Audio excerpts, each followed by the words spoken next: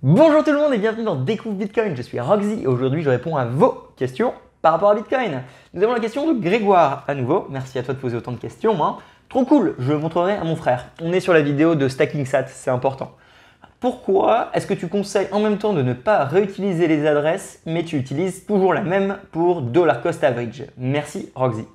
Donc c'était la vidéo avec Mathilde où on met en place son portefeuille Green Wallet et on met en place le système de Stacking Sat qui permet d'accumuler des bitcoins petit à petit. Et forcément, en fait, dans ce système, on utilise une seule adresse pour recevoir constamment l'argent. C'est-à-dire que tous les mois, toutes les semaines, l'argent arrive sur une adresse. Et moi, dans mon cours, ou en général, je vais toujours vous dire de ne jamais réutiliser la même adresse parce que c'est négatif pour votre vie privée. Et c'est vrai, c'est un paradoxe. C'est un paradoxe simplement parce que pour le moment, je sais que Stacking Sat n'offre pas des solutions plus complexes qui permettraient en fait d'avoir une adresse pour chaque virement. Donc toi, quand tu mets en place chez eux ton compte, tu utilises une adresse et tout le temps, ça va au même endroit. Ça fait des risques de vie privée. C'est des risques qui sont connus dans l'industrie, simplement parce que Bitcoin n'est pas anonyme, il est pseudo-anonyme. Ça veut dire qu'à partir du moment où on peut relier ton adresse à ton identité, via donc une carte bleue, un système de KYC, et bah, tu es tracé. Directement, tu es tracé parce que tout le monde sait que cet argent t'appartient. Et le problème avec ça, du coup, c'est que finalement, tout l'argent que tu vas recevoir sur cette adresse est tracé à ton nom. Donc, on peut voir exactement ton épargne. Et c'est un vrai risque aussi bien pour Stacking Sat qui, du coup, est responsable de cette information, de cette data, alors que peut-être qu'ils n'ont pas envie. Aujourd'hui, c'est une réalité pour les startups. Souvent, ils n'ont pas envie de gérer les données des clients. C'est un coût de gérer la donnée des clients. Alors, souvent, ils vont l'exploiter pour gagner de l'argent. Mais en général, ça reste quand même un coût infrastructurel, un coût en sécurité, un risque potentiel, un risque de réputation. Donc voilà, ils sont déjà perdants d'avoir ça. Et derrière, donc forcément, ils envoient tout l'argent à la même adresse parce que c'est trop compliqué techniquement sinon.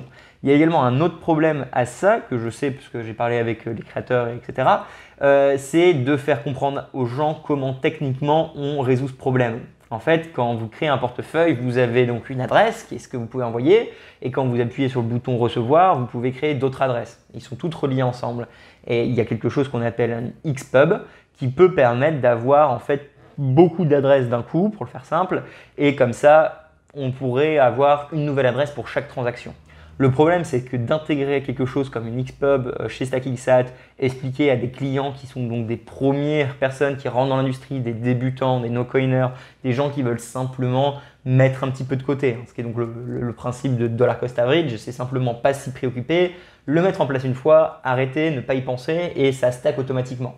Et bah, si c'est ça la vision de ça, commencer à expliquer un Xpub à des gens, c'est pas très rationnel en fait. C'est juste trop compliqué pour beaucoup de personnes.